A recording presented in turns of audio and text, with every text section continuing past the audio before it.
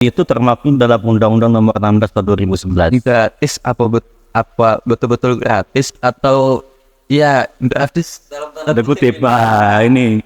Jadi kalau kita merujuk ke Undang-Undang Nomor 16 Tahun 2011 tentang bantuan hukum, itu jelas bahwa setiap lembaga bantuan hukum khususnya yang terakreditasi. Jadi nanti memang ada LBH yang terakreditasi, ada LBH yang tidak terakreditasi. Di kota Samarinda wadah berkesah tercipta, jejak budaya semangat tak terhenti berharta. Dalam senyuman kita padu bersama, wadah berkesah sejuta cerita terwujud tawa.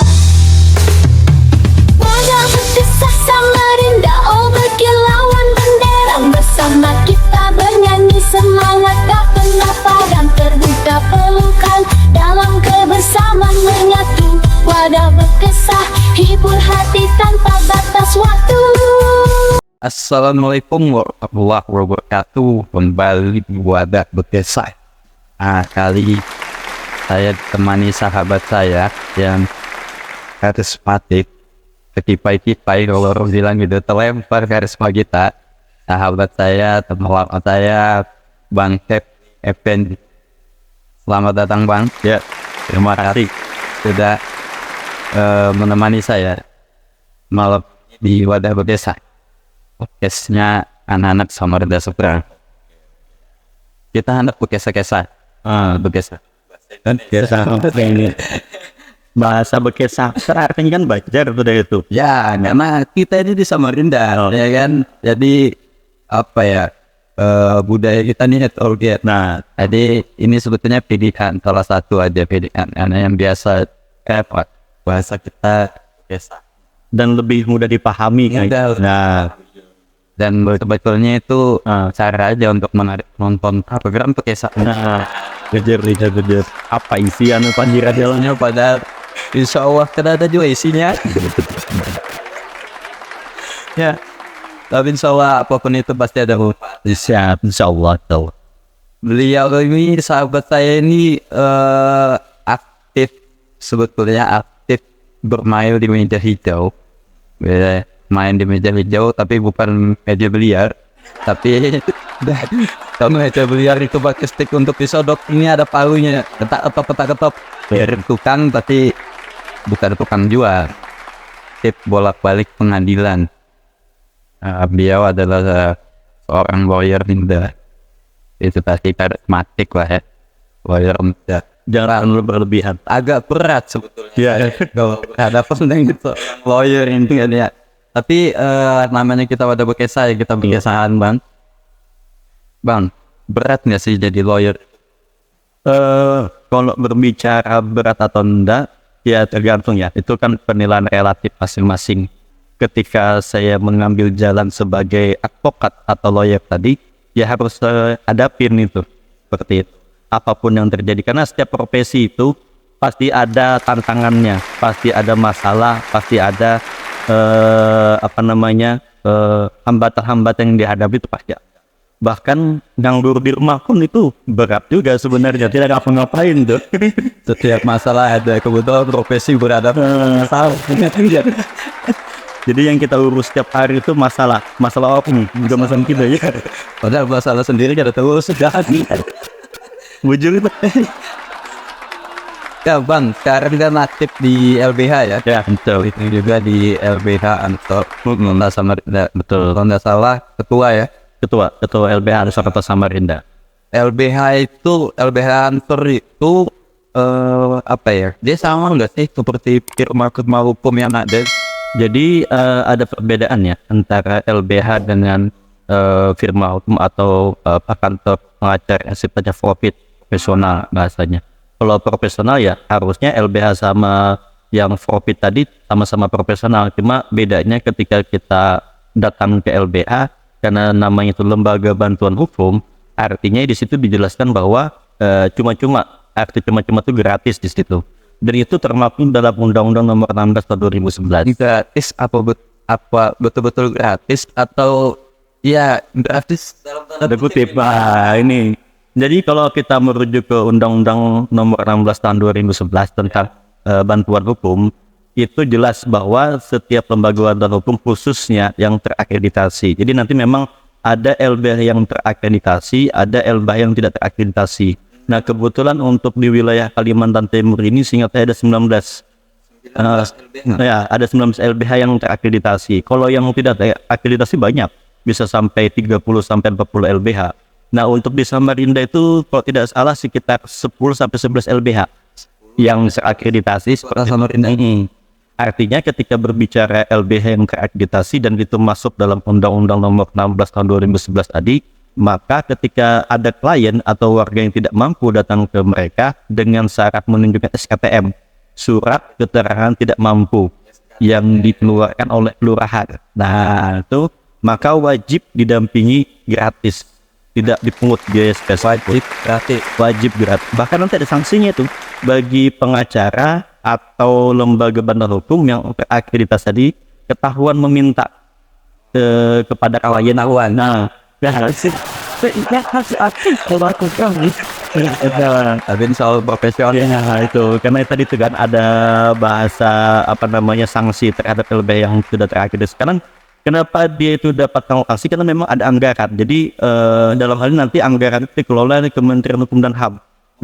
Masing-masing kanwil di provinsi di seluruh Indonesia itu memiliki anggaran untuk LBH terakreditasi. Jadi walaupun dia itu mendampingi klien secara gratis, tapi nanti digantikan oleh si pihak Kemenkumham seperti itu. Biayanya, jasanya, biaya makan, segala macam di situ lah pokoknya. Adanya LBH, kita itu nggak perlu takut sebetulnya berurusan dengan hadapi hukum ya. Betul.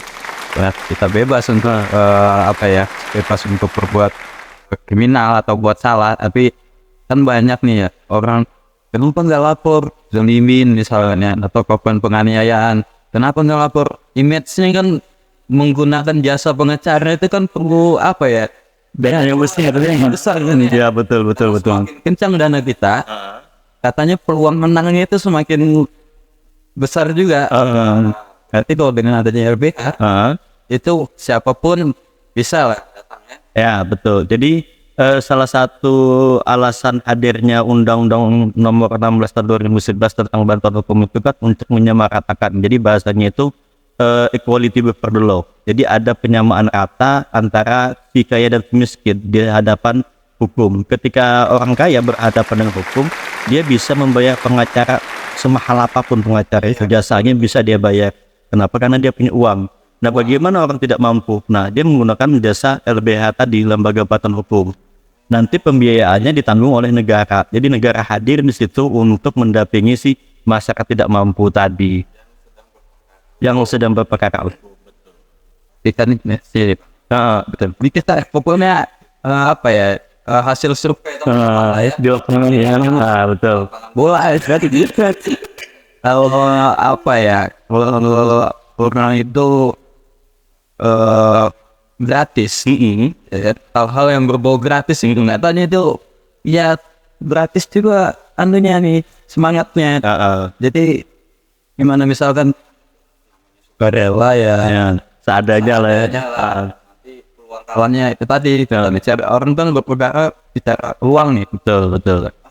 Juga gratis ya dapatnya lah itu apa itu. Jadi sebenarnya kalau kita bicara tentang profesionalitas antara pengacara yang dibayar dengan yang LBH tadi kan sebenarnya tidak murni gratis juga. Artinya walaupun misalnya si klien tadi datang ke kantor LBH tanpa dipungut biaya spesial pun, tapi kan ada gantian dari Kementerian Hukum dan HAM tadi, dari negara terhadap LBH atau pengacara yang mendampingi tadi. Artinya tidak gratis juga, cuma perolehan dananya itu dimindahkan, ya tidak dibebankan kepada klien tapi ke negara di situ. Artinya ketika tetap dapat pembayaran fee segala macam ya harusnya profesional kerjanya seperti itu. Butuh bantuan Ya, siap. silakan datang ke LBH. Ya. Jangan takut modal untukin jadi bikin. Bahkan saking gratisnya itu ya, kan di surat kuasa itu ketika klien datang itu kan ada proses penandatangan surat kuasa antara klien yang tidak mampu tadi dengan pengacara. Itu kan ada materai 10.000 tuh yang tertempel di surat kuasa. perjanjian itu bahasa surat kuasa kalau kita surat kuasa yang diberikan klien kepada si pengacara tadi itu ditanggung pengacara materi 10.000 tadi. Bukan ditanggung sama klien. Jadi ingin menunjukkan saking gratisnya tuh materi 10.000 tadi itu juga ditanggung. Itu klien juga soalnya kok Ya. 12. Nah, wujud gitu. Berarti beli di loket resmi. Nah, kalau agak pedalaman sih bisa 15 itu. Nah, itu kan Makin menarik tuh ya. Dengan kita kisah-kisahan kita mungkin setelah ini akan kita gali lebih dalam terkait profesi pengacara nih, terutama khususnya yang masuk di dalam apa sih komunitas ya LBH itu ya perkumpulan perkumpulan yang sifatnya berbadan hukum. Perkumpulan yang badan hukum yang tugasnya itu memang khusus diperbantukan untuk orang-orang yang tidak mampu yang sedang membutuhkan pertolongan sama dalam. Oke, Bang. Setelah ini kita kembali lagi. Si Iqbal kita lumayan panjang. Oh, siap. Ya. Ya, mungkin setelah ini kita kembali. Di kota Samarinda wadah berkisah tercipta jejak budaya semangat tak terhenti berharta. Dalam senyuman kita padu bersama wadah berkisah sejuta cerita terwujud tawa. Wadah berkisah Samarinda, oh berkilauan bendera bersama kita. Ya, kawan wadah berkisah kembali lagi. Kita hendak berkisah mau berkisah bercerita dengan sahabat saya. Ini Dinda atau Kanda ini? Kanda Eki biasanya. Tapi nanya saya panggil abang aja. Tapi jangan tidak. Nanti orang kira boy salah ini yang abang yang di sini. Iya. Karena mukanya boros sedikit pada di muka. Bang, siap kita lanjut. Tadi kita bahas apa itu LBH ini pemahaman waktu. Tadi ada yang hubungi juga pada saat kita Bang, terima kasih Bang. Akhirnya kita tahu LBH itu apa. Selama ini kan orang banyak takut. Istilah yang saya bilang banyak takut mau ya sudahlah pasrah aja. Kada ada duit, ada duit pasti kalah kita. Ya, dengan adanya LBH ini alhamdulillah banyak juga yang tercerahkan penonton kita. Ya. Tanya untuk yang tidak sempat dibalas tadi WA-nya atau jawabannya terkait ucapan terima kasih banyak tadi tuh kan lalu ya kita kembali lagi Bang, artinya di LBH itu bisa dibuktikan cukup membantu Ya, untuk warga tidak mampu tadi. Yakinlah bahwa orangnya tetap profesional Profesional. aja sesuai sumpah. Ada sumpahnya kan ya? Untuk sumpah itu di advokat atau pengacara secara individu. Tapi kalau untuk lembaganya tidak ada. Tetap berjalan sesuai sumpahnya Betul, ya. Tapi kan tadi yang saya sampaikan di sesi pertama tadi bahwa ketika ketahuan lembaga bantuan hukum yang terakreditasi dan meminta uang kepada klien bahwa padahal dia sudah dapat anggaran, itu bisa dicabut akreditasinya sehingga tahun berikutnya dia tidak dapat anggaran lagi dari kementerian atau dari negara atau lawyer. Itu bisa juga dikenalkan penalti. Iya. Jadi untuk sanksi pencabutan akreditasi itu untuk LBH-nya, tapi untuk sanksi pidananya itu bisa dikenakan ke pengacaranya tadi. Iya, personal, individu pengacara tadi. Betul, melanggar sumpah kemudian melanggar undang-undang bantuan hukum. Jadi jangan takut. Ayo ke LBH untuk berperkara, tapi jawaban bala lah. Bilang sini aja. Ya, kita mau sampai perkara. Tapi kalau sudah ada perkara, hadapi. Ada LBH, ada beliau. Nanti kita sebarkan nomor beliau. Bang, ini kan kita buat kisah-kisah ya. Siap. Kisah-kisah. Kalau kita lihat di perkembangan media sosial, itu kan banyak juga kesahan-kesahan tuh jadi masalah. Betul. Nah, ya kan betul ya. Sering ngadapin hal-hal yang begitu enggak? Di beberapa kasus pernah menangani perkara seperti itu. Jadi memang kalau kita lihat dunia hukum sekarang ini kan melebar. Dari dulunya itu dunia nyata atau bahasanya ya. Kita ada batas muka. Sekarang itu bisa pindah ke dunia maya.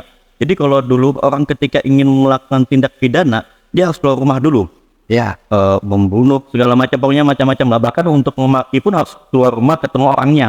Nah, sekarang karena dunia digital gitu sangat luas, kemudian sampai masuk ke tangan kita lewat HP tadi, akhirnya tidur baring di rumah saja itu bisa pidana kalau kita tidak sembarangan. Kita sembarangan. pidana. Ya, betul. Maksudnya baring sambil megang HP, buka Instagram, kemudian komentar macam-macam di situ. Apalagi sampai ada apa bahasanya itu, penghinaan. Itu bisa masuk nanti undang-undang ITE. Bisa. Atau tidak sengaja? Nah, nanti kalau bahasa sengaja tidak sengaja itu kan perlu dibuktikan melalui proses hukum. Nanti tinggal pihak polisian melakukan penyidikan apakah betul dia sengaja atau tidak. Kalau misalnya didapati 2 alat bukti yang cukup bahwa dia memiliki unsur kesengajaan, melakukan proses sampai persidangan. Tuh.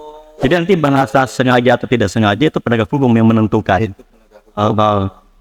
Pengacara tinggal urusannya mendampingi. Ya, mendampingi. Artinya nanti ketika dia datang ke pengacara, dia bilang tidak sengaja. Dan kita coba buktikan ketidaksengajaan itu yang disampaikan oleh klien kita tadi. Ya, itu kan kalau kita lihat perkembangannya kan medsos ini ngeri juga. Betul. Mau makan aja ya kan Foto dulu.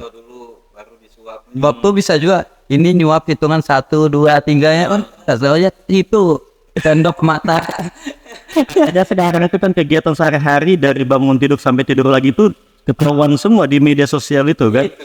Nah, tapi itulah ya namanya teknologi. Ya, Kemajuan betul. teknologi pasti ada plus ada minus. Ada plus ada minusnya. Ya plusnya kita yang dulunya mungkin bersurat Betul. berhari-hari kabar kirim duit misalnya. Wah, ini tidak loh unexpected. Nah, Ya kan tinggal WA apa cepat masuk will notif. misalnya tanggal 1 mau ngecek tinggal buka M-Banking kan. Tapi minusnya ya itu kadang kita berkawan salah-salah ya kan biasa ya, Ya, betul. kata-kata 90 nih. Betul. Kalau bercanda kan sekena-kenanya tuh. Nah, kadang tidak bisa dicerna oleh angkatan 2000. Kalau dibilang apa orang bahasa Samarinda bilang untungnya nggak bisa ditakung mulutnya seenak-enaknya, tapi kan udah ada kesinggungan. Nah, misalkan gini, kita berkawan nih, niat saya bercanda, apa ya, kata-katanya tuh sedikit ada menyinggung Bang Hefni lah. Nah, Tapi Bang Hefni tidak masalah. Tapi ada kawan di sebelah saya yang melaporkan, itu bisa kenal nggak saya? Nah, kalau kita lihat di Undang-Undang ITE, kan itu nanti masuknya dalam pasal 27 ayat 3 terkait 27 ayat 3. tentang pencemaran nama baik. Ketika berbicara pencemaran nama baik, karena itu deliknya delik aduan absolut, jadi yang dihina tadi yang bisa melaporkan. Teman yang di samping tadi yang sok-sokan tadi itu tidak bisa melaporkan. Teman di sebelah membela Ya, kisahnya. itu nggak bisa. Dan bisa. Jadi harus yang bersangkutan langsung. Jadi ketika kita menghina seseorang, tapi seseorang itu merasa tidak terhina dengan apa yang kita sampaikan, maka tidak masalah. Betul. Jadi nanti tergantung si korban tadi, apakah dia merasa sebagai korban atau tidak ketika diucapkan hal-hal yang sifatnya penghinaan tadi. Selama tidak ada kesinggungan dari Ya, betul. langsung, itu aman ya. Biasanya maaf lah.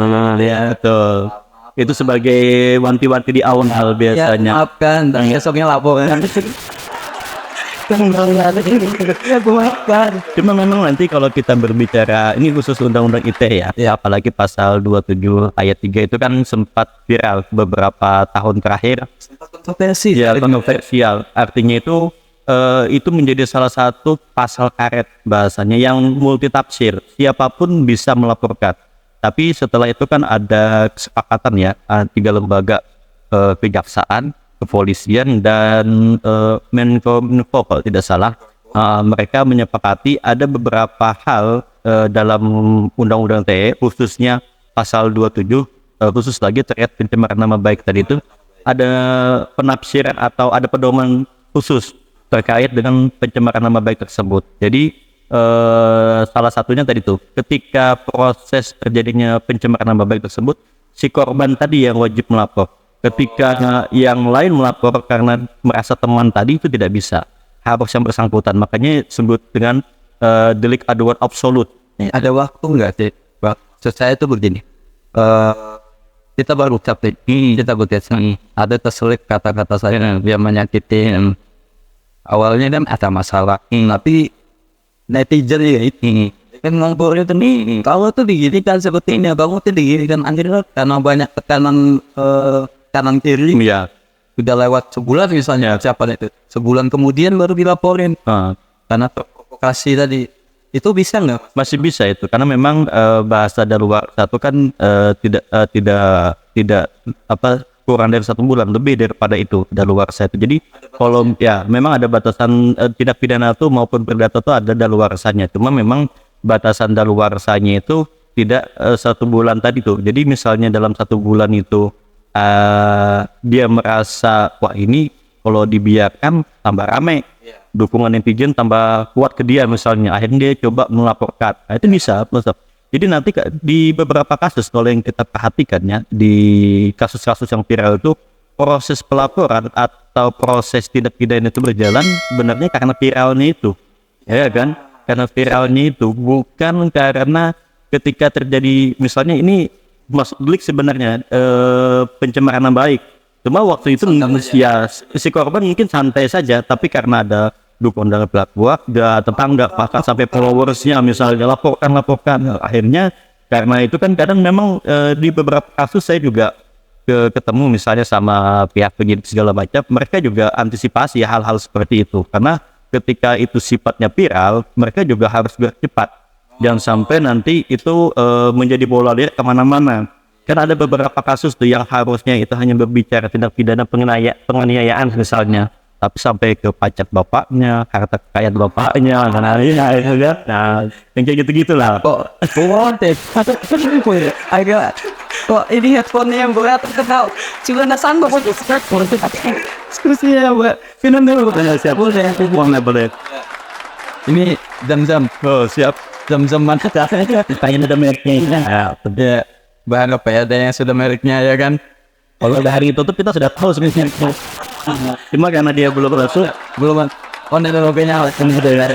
Bisa Allah yang ini masuk pribadi. Oke bang, menarik juga tadi itu kemana-mana itu. Bukan saya karena sebetulnya ini hal kecil, tapi karena sudah viral, akhirnya itu kayaknya netizen itu seperti detektif swasta kalau nggak betul. ini kuat dicari nih. Karena memang salah satunya kan keterbukaan informasi publik tadi kan. Jadi apalagi lawannya atau si pelaku ini misalnya pejabat publik. Artinya kan semua data itu kan terpublish di lembaga negara seperti BPK, kemudian OJK segala macam lah. Kita bisa mengakses data itu karena memang itu data yang layak untuk dilihat oleh publik karena dia pejabat tadi kan. Gitu. Semakin berat teman-teman berfokus ini. Artinya kalau ada apa-apa tuh sebenarnya lebih bagus diselesaikan kekeluargaan dan secepat-cepatnya menyelesaikan proses itu. Jangan sampai dibiarkan sehari dua sampai dibumbuin netizen. Kemudian tiba-tiba ada masuk upload ke Instagram misalnya kan. Itu sudah gitu. Nah ini menarik ini. Mungkin setelah ini kita tadi ada bisikan langit, jadinya lalu sudah berkukus kepala saya ini. Jadi istirahat dulu, mau dulu. Setelah ini kita akan bahas terkait ini bang. Saya mau tahu itu tadi kan banyak sekarang ini entah itu masuk undang-undang mana. Orang itu kan potongan video. Betul. Padahal tidak seperti itu. Jadinya jadi masalah tuh, ya kan? Walaupun itu entah nanti terbukti atau enggak, itu kan polisian betul. Mungkin setelah ini kita akan lanjut. Kita berbincang. Siap. Di kota Samarinda wadah berkisah tercipta jejak budaya, semangat tak terhenti berharta. Dalam senyuman kita padu bersama, wadah berkisah sejuta cerita terwujud tawa. Wadah berkisah Samarinda, oh berkilauan bendera bersama kita. kembali lagi di pembicaraan kita, keresahan kita. Panas, ya kan, mulai panas keresahan kita. Tapi alhamdulillah banyak yang dicerahkan, sama terkait undang-undang ITE tadi. Saya pun sering dengar, itu nanti kena undang-undang ITE, undang-undang undang-undang ITE itu kan. Apa sih cakupannya? Apa aja? Apa cukup pencemaran nama baik aja di undang-undang ITE? Jadi undang-undang ITE itu berbicara tentang yang sifatnya itu elektronik.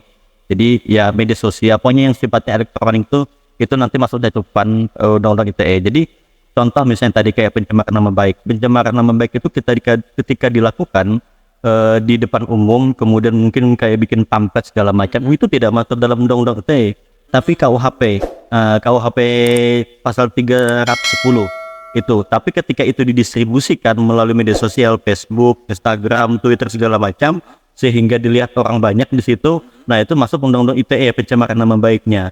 Jadi kalau berbicara langsung di hadapan si pihak yang korban tadi, kemudian di depan orang banyak, atau bikin kayak pamflet gitu disebar kemana-mana, itu maksudnya KUHP. Tapi kalau didistribusikan ke dunia sosial, media sosial, nah itu masuknya undang-undang ITE. Pembedaannya di situ. Nyata dan dunia maya. Nah, betul. Sama kayak fitnah. Bicara fitnah itu kan sesuatu hal yang tidak pernah dilakukan si korban, tapi kita bilang dia pernah melakukan. Kalau misalnya dia langsung memfitnah di depan tanpa ada dunia maya tadi atau media sosial tadi, itu masuk KUHP pasal 311. Tapi ketika dia masuk dalam dunia media sosial tadi, maka masuk dalam undang-undang ITE. Bisa double-double kan hanya Bisa double-double nanti. Nah, tapi nanti dilihat proses atau delik pidananya itu di mana terjadinya. Apakah di depan orang banyak tadi atau di media sosial? Kalau dia di media sosial, maka undang-undang ITE yang mengambil itu. Berarti pesannya teman-teman bijaklah ya kan, menggunakan media sosial. Kalau bisa nggak usah nyinggung lah. Apalagi ngambil foto-foto nggak tahu sumbernya. Nah, betul. Itu kan hoax nanti nari. Ya jadinya hoax, ya kan. Hoax apa hoax sih? Ya itu Itulah gini ya. intinya apa? Tulisannya hoax gitu ya. Nah, terserah pembacaannya seperti apa. Tergantung lidah lah. Bebas sih. Bebas itu. Betul. Belum ada juga pakemnya itu mau sebut apa. Tapi menarik ini. Kita kebiasaan masalah media sosial lah ya. Betul. Karena kita kan hidup di zaman milenial ini. Ya kan Gen Z. Jadi ramainya media sosial itu apa ya, kayak potongan-potongan video. Bukan karena teknologi potong-potong sebar. Itu misalkan saya bikin sebetulnya untuk lucu-lucuan atau belajar lah ya. Nih saya bikin video. Memang ada unsur saya menampilkan wajah si A dan wajah si saya bikin, tapi sebetulnya itu untuk saya latihan. Mungkin karena saya suka desain grafis misalnya. Terus ada yang lihat, diambil ampas pengetahuan saya, disebarkan viral. Kena enggak? Jadi nanti karena itu bukan yang membuat video tadi, tapi yang mendistribusikan. Jadi kalau kita lihat dalam undang-undang ITE itu yang dikenakan atau daya tekannya adalah yang mendistribusikan, Yang menyebarkan, yang men-share tadi itu yang kena. Kenapa? Karena apalagi niat si pembuat video tadi atau karikatur misalnya tadi itu kan itu hanya untuk pribadinya dia saja atau individu aja antara dia sama si korban tadi misalnya seperti itu. Ternyata setelah dibuat video itu ada orang lain yang men-share. Nah yang mendistribusikan tadi, yang men-share tadi yang kena sebenarnya. Kita yang bukan yang membuat. Karena memang niatnya. Nah betul. Ya. Kecuali niatnya memang ingin mencemarkan nama baik atau memfitnah orang tersebut, dia bikin video kemudian dia sebarkan. Ya tuh. Kalau fitnah, ini itu masuk fitnah nggak sih?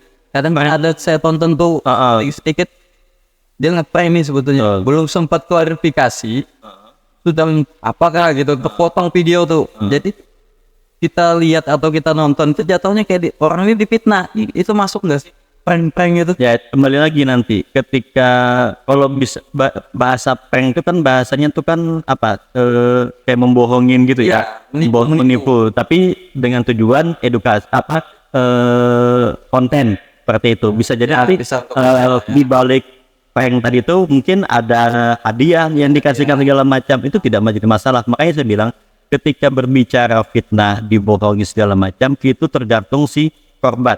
Apakah dia merasa menjadi korban atau tidak. Ketika dia merasa menjadi korban, maka itu bisa dilaporkan. Tapi ketika dia merasa tidak menjadi korban, ya tidak jadi masalah. Jadi intinya si korban tadi. Memang media sosial ini betul-betul bikin orang bersosial ya. Tapi sesuatu yang viral itu kan bukan cuman hal-hal yang buruk, baca juga hal-hal yang baik. Banyak. Jadi proses penggunaan media sosial tergantung yang menggunakan. Ketika dia menggunakan ke arah yang baik, ya jadi baik. Kita sering kok lihat video-video kayak dakwah, kemudian kayak kajian-kajian keilmuan lah ya di universitas atau di diskusi-diskusi seperti itu, bagus sebenarnya. Artinya dulu kita tuh ingin mendapatkan hal-hal seperti itu kan susah. Iya. Bahkan untuk mendapat video downloadan tuh susah. Sekarang kita tinggal buka YouTube tuh mudah mendapatkan edukasi ketika dibawa ke hal yang baik tadi. Begitupun sebaliknya. Ya, betul, tergantung kita. Media sosial ampun tidak. Tapi kita nih juga memanfaatkan media sosial. Betul. Tapi salah mengedukasi teman-teman. Jadi apa ya? Kita mau bilang bahwa apapun sekarang ini dengan ada media sosial semua serba terbuka. Betul. Ya kan? Lawyer pun jadi pusing, banyak aduan ya kan? Ya, sebenarnya gini, bukan pusing. Lawyer itu cara pandangnya semakin banyak masalah, Semakin sejahtera. Dia cuma bekerja berdasarkan masalah yang dihadapi oleh kliennya. Ketika masyarakat tidak ada masalah, tidak ada hukum yang dilanggar segala macam, ya duduk aja sudah. Saya bikin masalah sendiri. Ya, tapi kan selama kita hidup di dunia pasti ada masalah. Iya. Itu kan sudah kadratullah.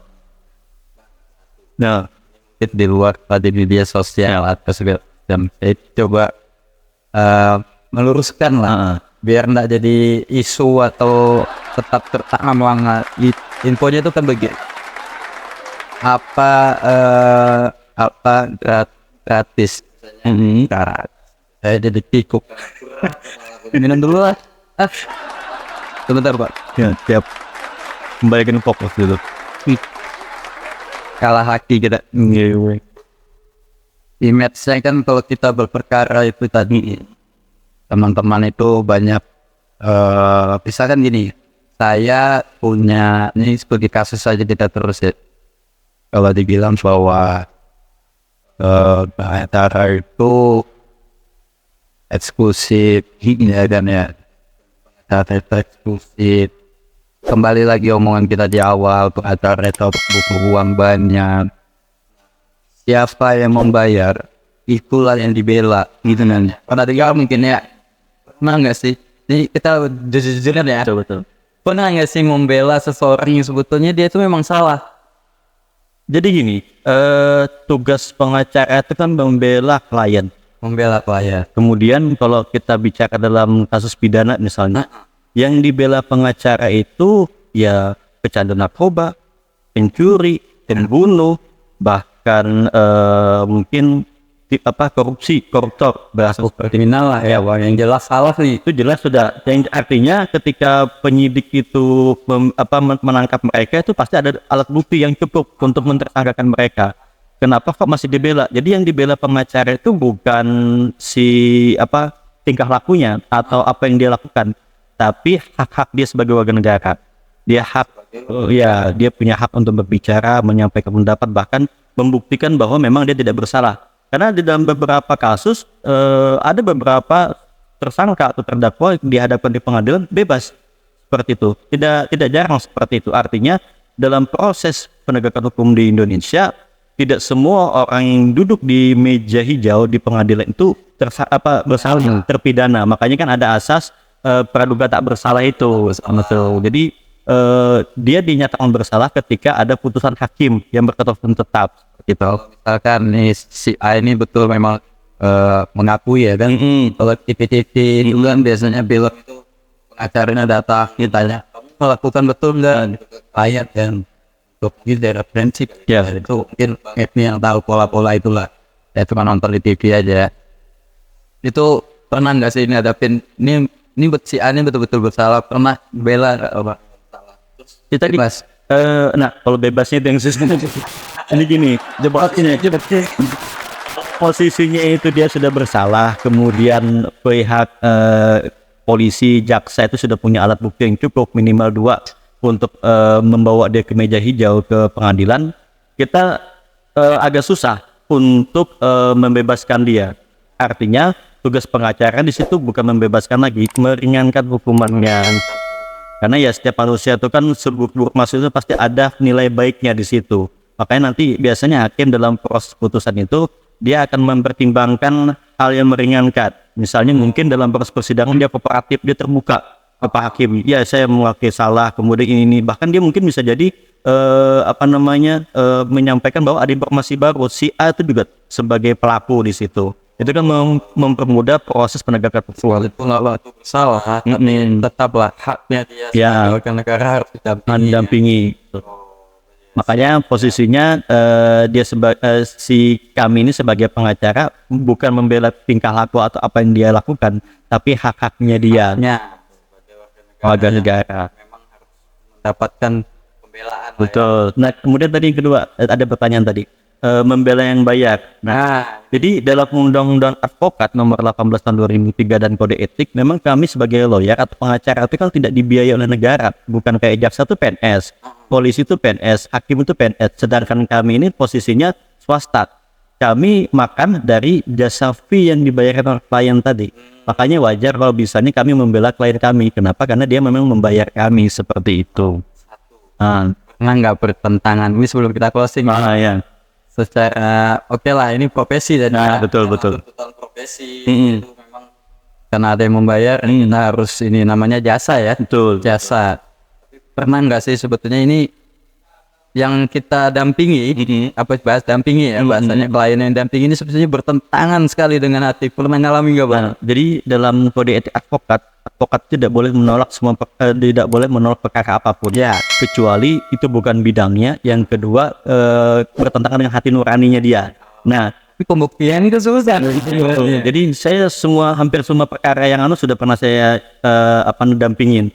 Nah setelah saya dampingi, akhirnya ada beberapa perkara yang bertentangan dengan hati nurani saya dan saya tidak akan mendampingi itu lagi.